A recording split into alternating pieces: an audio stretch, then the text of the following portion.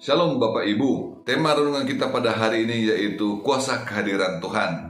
Kita baca Keluaran pasal 14 ayat 19 sampai 20. Kemudian bergeraklah malaikat Allah yang tadinya berjalan di depan tentara Israel, lalu berjalan di belakang mereka.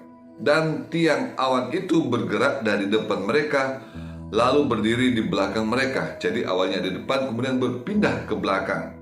Demikianlah tiang itu berdiri di antara tentara Mesir dan tentara orang Israel. Dan oleh karena awan itu menimbulkan kegelapan, maka malam itu lewat, sehingga yang satu tidak dapat mendekati yang lain semalam-malam itu. Bapak Ibu Saudara-saudara, apa yang akan terjadi bila kuasa Tuhan hadir dalam hidup kita? Yang pertama, ada perlindungan yang sempurna dari Tuhan. Dalam kehidupan kita ini, jika kita menghadapi segala pergumulan yang berat, si jahat akan berusaha membuat kita jatuh dalam dosa.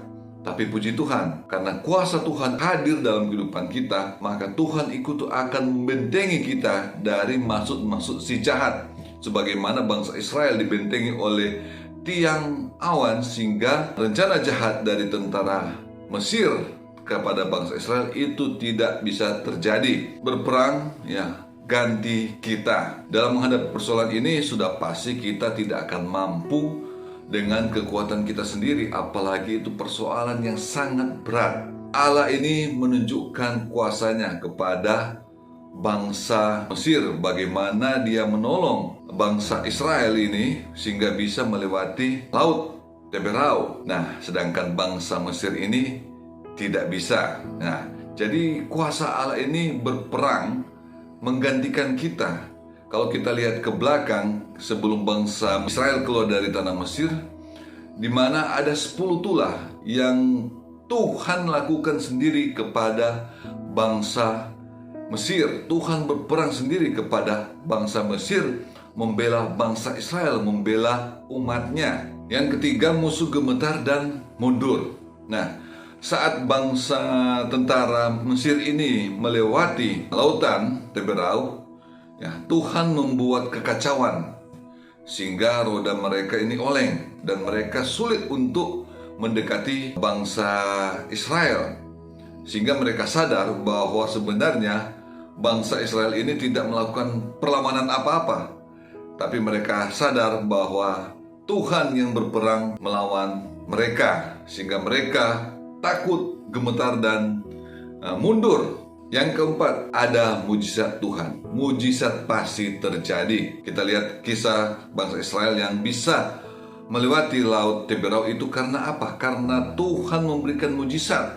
Laut terbelah dan mereka bisa melewati laut tersebut, menyeberang sampai ke seberang, dan mereka bebas dari kejaran tentara Mesir. Bapak Ibu Saudara, kita bisa lihat bahwa Tuhan sanggup memberikan jalan keluar, memberikan mujizat bila kita menghadapi persoalan, lautan masalah yang di depan kita itu tidak mustahil bagi Tuhan. Tuhan bisa buka jalan sehingga kita bisa melewatinya dan kita bisa sampai kepada tujuan yang Tuhan sudah rancangkan dalam kehidupan kita. Kita mampu dan bisa melewatinya karena Tuhan pasti akan memberikan mujizat dalam kehidupan kita melewati segala persoalan kita. Jadi Bapak Ibu Saudara-saudara, jelas di sini bahwa kita sangat butuh kuasa kehadiran Tuhan dalam hidup kita. Kita tidak mampu untuk berjuang sendiri, kita butuh kuasa Tuhan. Dan Alkitab sudah menulis dan membuktikan bahwa kuasa Tuhan itu akan membawa kita kepada kemenangan dan pertolongan bagi umatnya. Tetap semangat, Tuhan Yesus memberkati. Amin.